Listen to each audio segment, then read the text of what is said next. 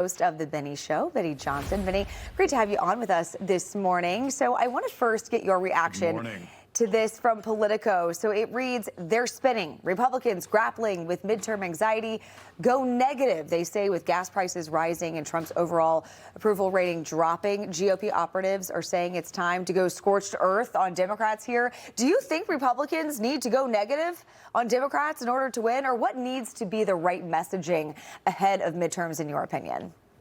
Well, hold on. What do you mean go negative? I want to set the table here. I think it's really important because what I heard from Democrats for the past decade or so as they were burning our cities to the ground and attacking me and my friends in the street is that it's not enough to just be against racism. You have to be actively anti-racist.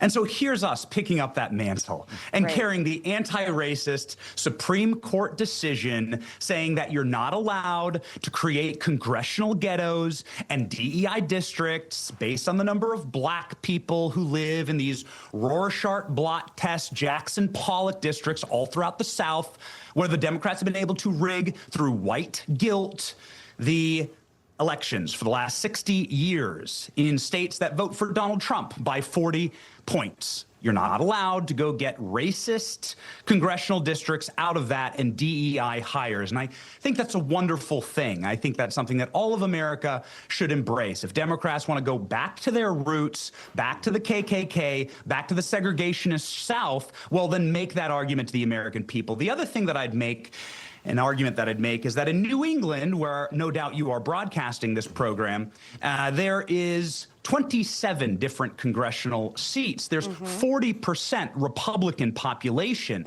Zero of those congressional seats go to Republicans. Those 40% of Republicans have zero representation. And so my encouragement to the Republicans is to grow a pair and to deliver back some reparations for Republican voters. We deserve reparations for being disenfranchised by the racist Democrats who stole the civil rights of American voters and rigged our districts racistly. So, time for reparations for the Republican Deep South.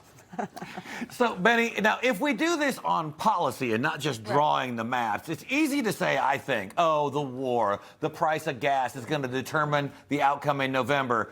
But I think that also assumes that nothing changes from today. When Donald Trump wins the war over Iran, when they surrender, America might be happy.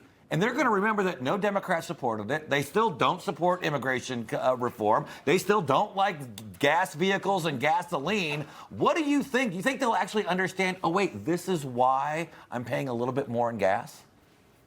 Listen, I don't like it. I'm not going to defend higher gas prices. I don't want higher gas prices. I have often said that this is a policy that must, for all election wins, must be focused on domestic policy. There's never been a time in American history where elections have been won, not even in World War II. I mean, FDR was literally fighting for his political life during World War II. Foreign wars are not popular in this country. Domestic wins are popular in this country. You can agree or disagree on that all day. It's just the reality.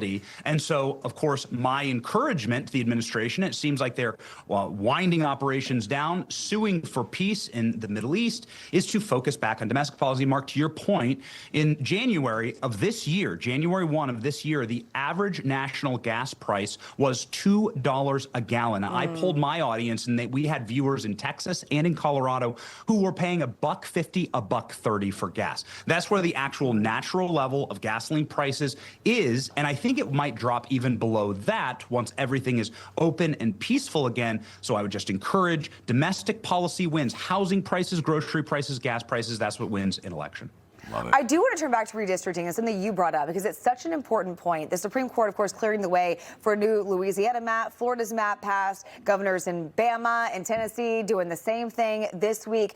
But then Democrats are crying gerrymandering here, but it seems like they've been doing it all along. You look at the numbers don't lie. Connecticut alone, 42% Republican, yet 0 seats. Where do we go from here, Benny? Well, yeah, that's right. So when Republicans gerrymander, they look like nice little red squares. They look like Legos, because what a congressional district should be is people that are grouped in regions geographically or based on the town or cities that they're in, so that they are able to vote their best policies in and the people that represent them. That's what you should be doing with a congressional district. If you look at the congressional districts in California or in Illinois or in New York City, it looks like what you did was you took a meth addict, gave him a speedball, gave him a Four Loko, put him in the back of a shopping cart, gave him a crayon, and had him draw the congressional districts while being rolled down Mount Everest. Yeah. That's what these districts look. It's schizophrenic, it's sociopathic, and some of these maps where they're like, well, look what we could do in California or Illinois if we really went max.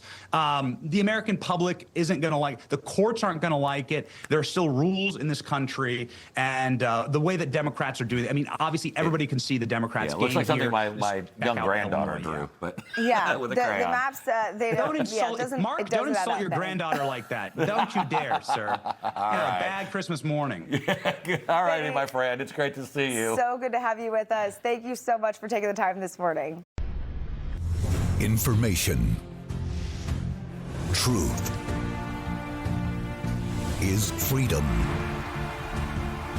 Is Newsmax. It's real news for real people.